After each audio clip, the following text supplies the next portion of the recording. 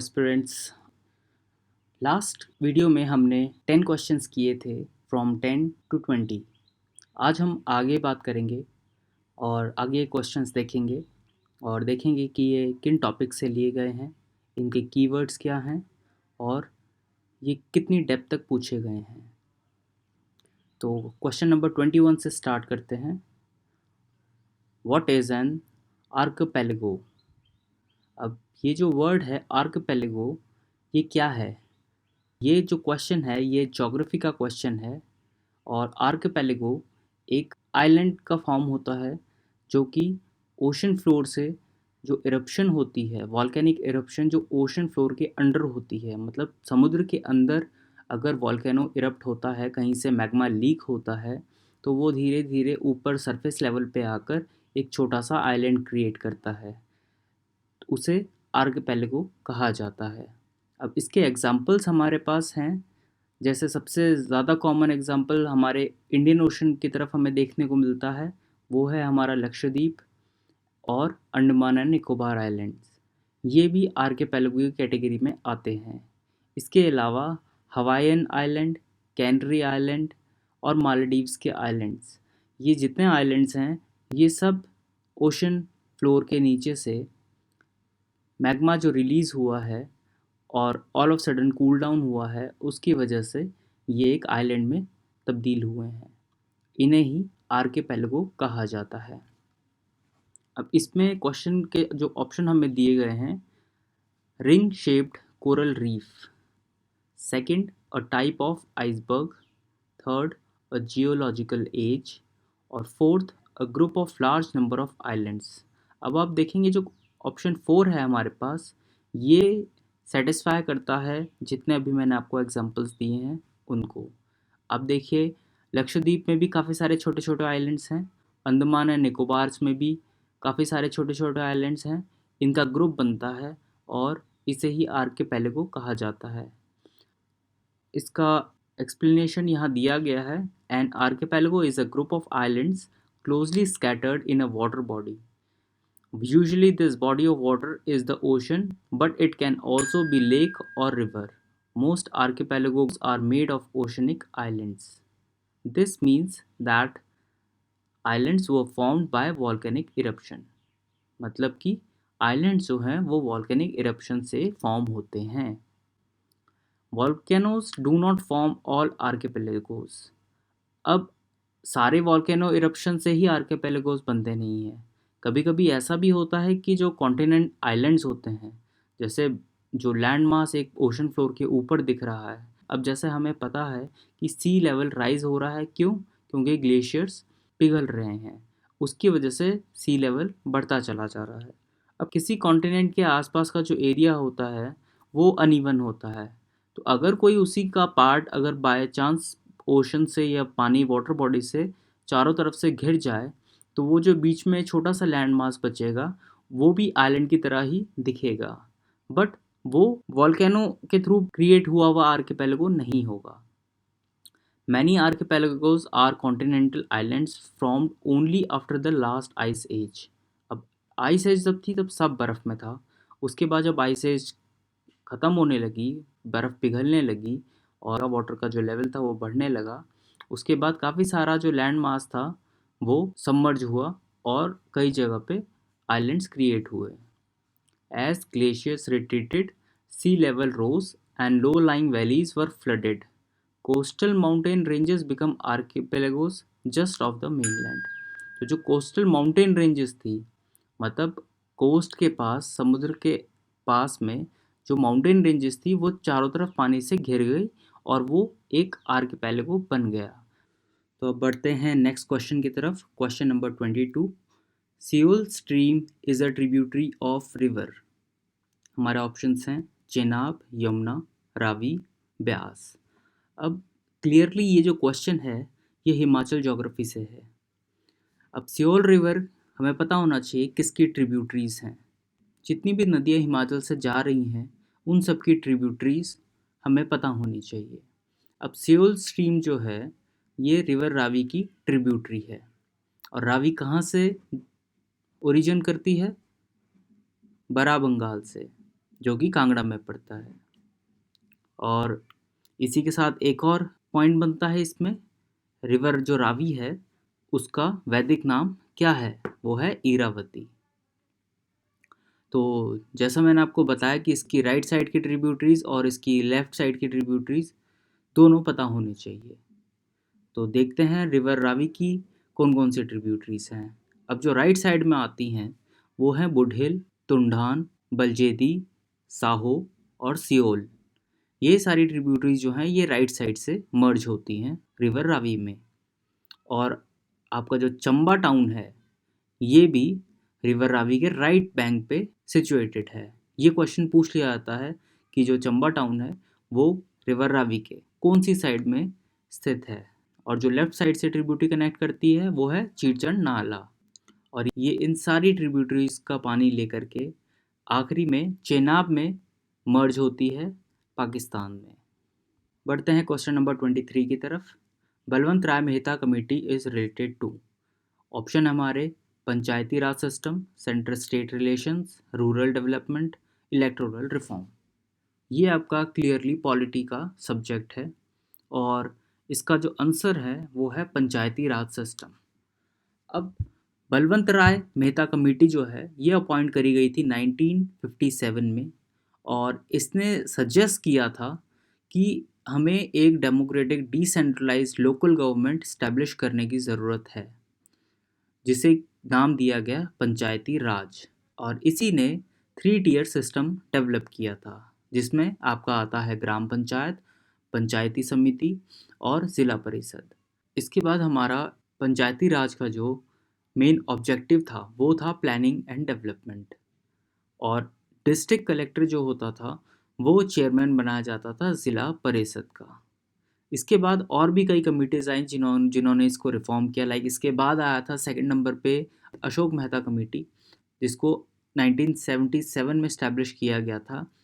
इसको इसलिए लाया गया था ताकि जो ये बलवंत राय मेहता कमेटी ने जो सिस्टम 3 टियर सिस्टम जो डेवलप किया था या बताया था डिप्लॉय करने के लिए, इसको दोबारा से रिवाइव और स्ट्रेंथन किया जा सके।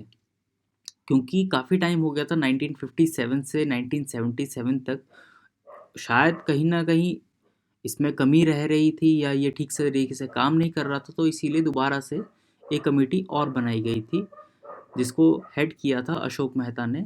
और इन्होंने क्या किया था, इन्होंने 3 टियर सिस्टम से 2 टियर सिस्टम में डेवलप कर दिया था, जो कि जिसमें रह गया था आपका ज़िला पंचायत और मंडल पंचायत। और इसी में सजेस्ट भी किया गया था कि इनको टैक्सेशन पावर दी जाए अपने रिसोर्सेज खुद मोबिलाइज करने के लिए, ताकि इनको पैसे की कमी ना पड़े। इसके बाद आई थी GV.K. राव कमेटी जो 1985 से आई थी और इसने बताया था कि डेवलपमेंट जो थी वो दिख नहीं रही है, किसकी वजह से, क्योंकि ब्यूरोक्रेटाइजेशन बहुत हो गया था।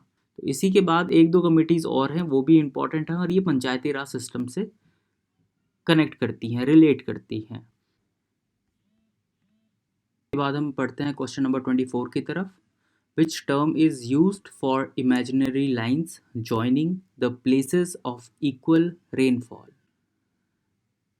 वो क्या टर्म है, वो क्या शब्द है जिसे हम यूज़ करते हैं जो इमेजिनरी लाइन्स जॉइन करती हैं फॉर प्लेसेस जो जहाँ पर इक्वल रेनफॉल होती है। तो यहाँ पर हमारे पास 4 ऑप्शन है।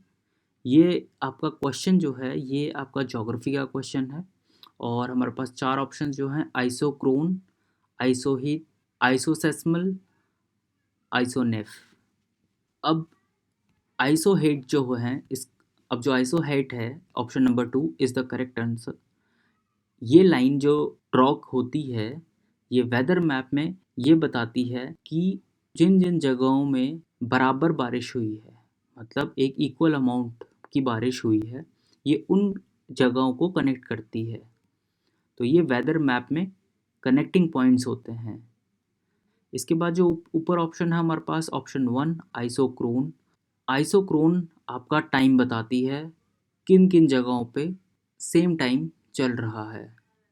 ये भी इमेजिनरी लाइंस ड्रॉ करके इसको डिस्क्राइब किया जाता है।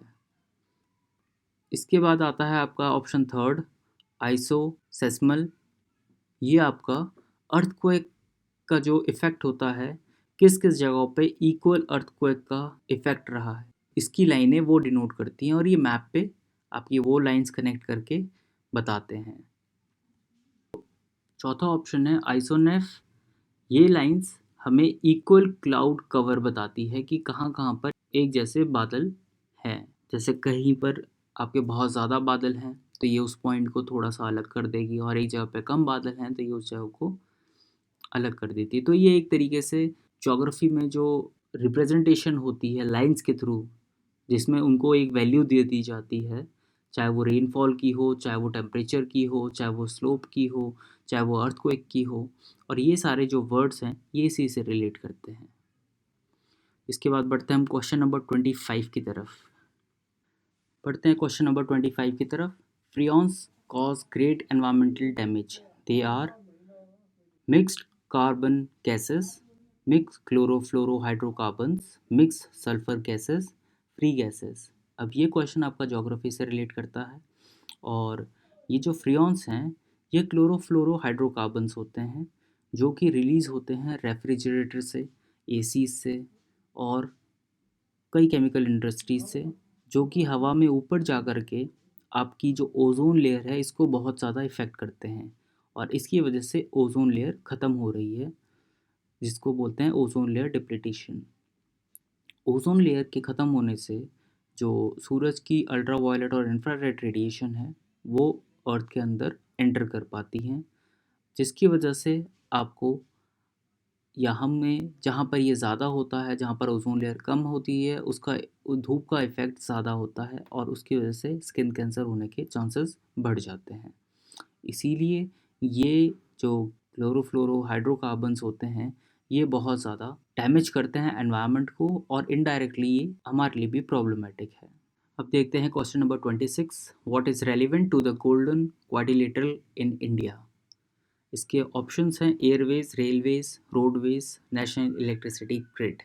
अभी जो टर्म है गोल्डन क्वाड्रिलेटरल, इस टर्म को अगर आपने पढ़ा होगा या आपने एक बार देखा होगा अपने फ़ोन में या इंटरनेट पे, तो आपको आइडिया लग जाएगा कि ये रोडवेज से कनेक्ट करता है। अब ये कनेक्ट कैसा करता है, ये पूरे इंडिया में रोडवेज का एक लिंक है जो लिंक कनेक्ट करता है Delhi to Kolkata, Kolkata to Chennai, Chennai to Mumbai, और फिर मुंबई से दिल्ली। तो ये जो बॉक्स बना है दिल्ली, कोलकाता, चेन्नई और मुंबई, इसी को गोल्डन क्वाड्रिलेटरल बोलते हैं। ये बड़े मेजर सिटीज़ को कनेक्ट करने की एक पहल है जिसको ये नाम दिया गया है। इसकी पूरी जो लेंथ है ये है 5846 किलोमीटर्स। इसमें 4 और 6 लेन एक्सप्रेस हाईवेज़ हैं जिसमें आपकी गाड़ियाँ बिना किसी दिक्कत के भाग सकती हैं और टाइम बचता है इससे। बढ़ते हैं क्वेश्चन नंबर 27 की तरफ। Which of the following is not a plant hormone. अब ये हमारा क्वेश्चन जो है ये बॉटनी से रिलेट करता है। ये अप टू 12th जो क्लासेस की एनसीईआरटी की बुक्स हैं ये उनमें से क्वेश्चन हैं। अब प्लांट हार्मोन्स में आपके जो ऑप्शंस हैं साइटोकिनिन, ऑक्सिन, कैल्शियम। अब यहाँ पर क्लियरली हमें, अगर हमने एक भी बार पढ़ा है तो हमें पता लग जाएगा कि कैल्शियम एक प्लांट हार्मोन नहीं होता है। कैल्शियम के बहुत सारे यूजेस होते हैं, काफ़ी हमारी बॉडी में रिक्वायरमेंट होती है, हमारी बोन्स, हमारे टीथ, हमारे नेल को कैल्शियम की ज़रूरत होती है, बट प्लांट में ये सारे हार्मोन्स में से कैल्शियम नहीं होता है। इसके जो हार्मोन्स होते हैं वो ऑक्सिन्स होते हैं, गिबरेलिन्स होते हैं, एब्सिसिक एसिड होता है, साइटोकिनिन्स होते हैं, इथाइलिन, ब्रेजन स्टीरॉइड्स और पेप्टाइड्स। ये सारे प्लांट के हार्मोन्स होते हैं जिनमें से कि कैल्शियम का नाम नहीं होता। तो इसका जो करेक्ट आंसर है नहीं, वो है कैल्शियम। हमको एक चीज़ और ध्यान रखनी पड़ेगी, ज़्यादातर या कई बार देखा गया है कि क्वेश्चन में ये पूछते हैं which is not a plant hormone. अब कई बार हम वो नॉट को मिस कर देते हैं और जिसकी वजह से हम नीचे बड़ी जल्दी-जल्दी में आंसर कर देते हैं और उसका आंसर हमारा गलत हो जाता है। तो एक सजेशन कि क्वेश्चन हमेशा ध्यान से पढ़ें, आराम से पढ़ें, उस क्वेश्चन को अच्छे से समझ लें, क्योंकि ज़्यादातर कई बार क्वेश्चन समझ के आपको आंसर बहुत ईज़िली मिल जाता है। बट कभी-कभी जल्दीबाज़ी में या थोड़ा हड़बड़ी में हम आंसर आते हुए भी गलत कर देते हैं। तो इस बात का थोड़ा-सा ध्यान रखिए। अब देखते हैं question number 28। What is the silicon valley of United states of America famous for? Silicon valley America में एक पर्टिकुलर प्लेस को बोला जाता है सिलिकॉन वैली। अब सिलिकॉन वैली नाम इसलिए दिया गया है क्योंकि सिलिकॉन का एक यूज़ होता है जो ज़्यादातर हमारे इलेक्ट्रॉनिक्स में होता है। इसीलिए जहाँ पर इलेक्ट्रॉनिक्स से रिलेटेड ज़्यादा काम होता है, जहाँ पर चिप्स ज़्यादा बनती हैं, चिप्स खाने वाले चिप्स नहीं, चिप्स जो हमारे मोबाइल में यूज़ होते हैं, हमारे टीवी में यूज़ होते हैं, उसमें सिलिकॉन का यूज़ होता है। तो वो जो सिलिकॉन यूज़ होता है उस जगह पे, जिस जगह पे बहुत ज़्यादा यूज़ होता है सिलिकॉन का, उस जगह पे कोई तो पर्टिकुलर काम होता होगा, वो पर्टिकुलर काम होता है इलेक्ट्रॉनिक्स से रिलेटेड। तो जिस जगह पे भी इलेक्ट्रॉनिक्स से रिलेटेड काम होता है, उस जगह को सिलिकॉन वैली बोला गया है यूएस में। अब सिलिकॉन वैली ऑफ इंडिया भी है। इंडिया में बेंगलोर को सिलिकॉन वैली बोला जाता है। क्यों? वहाँ पर भी आपकी आईटी कंपनीज़ हैं, जो इंफॉर्मेशन टेक्नोलॉजी से रिलेटेड काम करती हैं और बहुत ज़्यादा स्टार्टअप्स भी उधर हैं। जहाँ पर ये टेक्नोलॉजिकल ड्रिवन आपकी कंपनीज़ होती हैं, उस जगह को सिलिकॉन वैली बोला जाता है। ये कोई फॉर्मल नाम नहीं है, एक इनफॉर्मल नाम बोला गया है। तो इसमें जो ऑप्शन हमारे 4 हमारे नीचे ऑप्शन दिए हुए हैं, एप्पल कल्टीवेशन, पेट्रोकेमिकल्स, इलेक्ट्रॉनिक्स और टूरिज़्म, इसमें से हमारा जो ऑप्शन थर्ड है, इलेक्ट्रॉनिक्स, ये इसका सही जवाब है। इसके बाद आगे देखते हैं। Number 29, what is the density of population at national level in India according to 2011 census? अब हमारा जो लास्ट सेंसस था वो 2011 में लिया गया था। अब नेक्स्ट जो कमिंग सेंसस है 2021 में, मींस आफ्टर 10 इयर्स होगा। अब 2011 सेंसस बहुत ही इम्पॉर्टेंट सेंसस है और इससे बहुत क्वेश्चंस बनते हैं और हमेशा हर पेपर में एक ना एक क्वेश्चन ज़रूर आया है। तो चाहिए आपसे पर स्क्वायर किलोमीटर की डेंसिटी पूछ लें, हाईएस्ट पॉपुलेशन पूछ लें, सेक्स रेशो पूछ लें, फीमेल लिटरेसी रेट पूछ लें, काफ़ी सारे मतलब ऑप्शंस आपको बनते हैं और ये आपको पता होना चाहिए। तो एक तरीके से इसको रट्टा मारना पड़ेगा क्योंकि इतने सारे नंबर्स होते हैं, आप इसको लॉजिकली किस तरीके से अंडरस्टैंड करोगे आई डोंट नो, बट इसमें एक तरीके से रट्टा ही लगता है। तो ये तो आप इम्बाइब कर लो, याद कर लो अच्छे से। तो इसके ऑप्शंस हमारे पास हैं 326 पर्सन पर किलोमीटर, 367 पर्सन्स पर किलोमीटर, 382 पर्सन्स पर किलोमीटर और 398 पर्सन्स पर किलोमीटर। तो ऑप्शन 3 जो है 382 पर्सन्स पर किलोमीटर, ये नेशनल लेवल की बात कर रहे हैं। तो ये नेशनल लेवल में जब हम अपना पूरा लैंड मास और जितनी पॉपुलेशन है उसको डिवाइड करते हैं तो पर स्क्वायर किलोमीटर में 382 पर्सन जो है वो पर किलोमीटर के एरिया में हमें मिलता है। अब यहीं पर हम हमारे को एक क्वेश्चन और भी बनता है, ये तो नेशनल लेवल की बात करी गई है, जब हिमाचल की बात करता है तो हिमाचल का भी अपना सेंसस जो है वो बताता है, जिसके अकॉर्डिंग 123 पर्सन्स पर स्क्वायर किलोमीटर आता है। दैट मीन्स पर स्क्वायर किलोमीटर में 123 लोग रहते हैं। उसी तरीके से देखा जाए कि इसमें हाईएस्ट मतलब ऐसी कौन सी जगह है जहाँ पर लोग बहुत ज़्यादा हैं पर स्क्वायर किलोमीटर में, तो वो है दिल्ली। दिल्ली है बहुत छोटा सा राज्य बट क्योंकि वो एक हब है और वहाँ पर जॉब्स की भरमार है, लोग जॉब्स करने के लिए वहाँ भागते हैं। कितने अपने अपने स्टेट छोड़ के, हिमाचल हो गया, हिमाचल से, यूपी से, बिहार से, कहाँ से नहीं आते लोग। तो जो लोग जब आते हैं अब रहेंगे भी, अब दिल्ली में भी रहते हैं, दिल्ली के आसपास के जो एडजस्टिंग एरियाज़ होते हैं, अब दिल्ली के आसपास के जो एरियाज़ होते हैं वहाँ पर भी रहते हैं।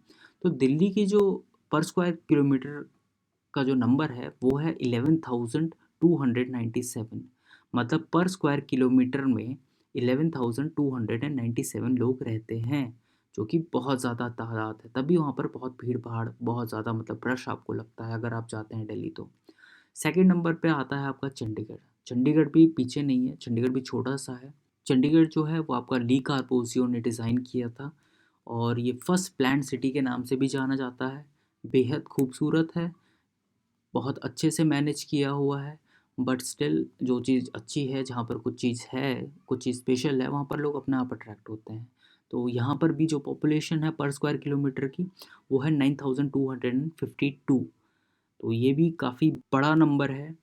अब आप देखें, ये तो हो गए बड़े नंबर्स जहाँ पर लोग बहुत ज़्यादा रहते हैं पर स्क्वायर किलोमीटर में।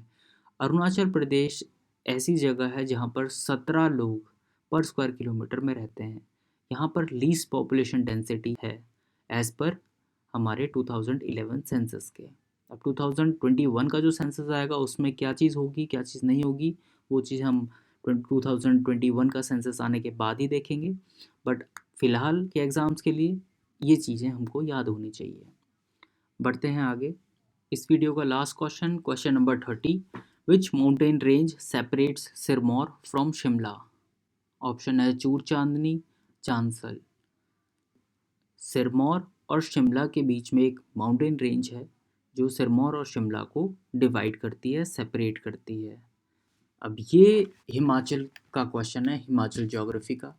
तो आपको माउंटेन रेंजेस जब आप पढ़ेंगे तो आपको कुछ माउंटेन रेंजेस में ये भी पता लगेगा कि कुछ डिस्ट्रिक्ट्स डिवाइड होती हैं, कई स्टेट की बाउंड्रीज बनाते हैं। तो इस तरीके से ये कुछ कुछ इम्पॉर्टेंट फैक्ट्स हैं हमारे हिमाचल ज्योग्राफी से रिलेटेड जो हमको पता होने चाहिए और ये हमारे एग्ज़ाम्स के लिए इम्पॉर्टेंट है। ज़ंस्कार जो है वो स्पीति और किन्नौर को तिब्बत से अलग करता है। वैसे ही हाथीधार है जो हमारे कांगड़ा और चंबा को अलग करता है। ये तो होगी माउंटेन रेंजेस की बात। रिवर्स भी हैं ऐसी जो बाउंड्रीज क्रिएट करती हैं। अब जैसे गिरी रिवर है, वो सिरमौर को 2 बराबर हिस्सों में बांटती है। मतलब वो सिरमौर जो डिस्ट्रिक्ट है हमारा, उसके बिल्कुल बीचों बीच से होकर जाती है, तो वो सिरमौर ऑटोमेटिकली 2 पार्ट्स में डिवाइड हो जाता है। उसी तरीके से यमुना को जब हम देखते हैं तो यमुना भी एक एग्जांपल है। यमुना नेचुरल बाउंड्री क्रिएट करती है हिमाचल और उत्तराखंड के बीच में। तो इसी तरीके से काफ़ी सारे एग्जांपल्स हैं जो इससे रिलेट करते हैं और इम्पोर्टेंट फैक्ट्स बनाते हैं हिमाचल के बारे में, जो एग्ज़ाम में कई बार पूछ लिए जाते हैं। अब यहाँ पर जो चूर चांदनी है, ये शिमला और सिरमौर को सेपरेट करती है। ये 3650 metre from the sea level और ये one of the highest peak मानी गई है। अगले नेक्स्ट वीडियो में हम फिर मिलते हैं और क्वेश्चंस के साथ जिसको हम एनालाइज करेंगे। Have a good day and will meet you in the next video.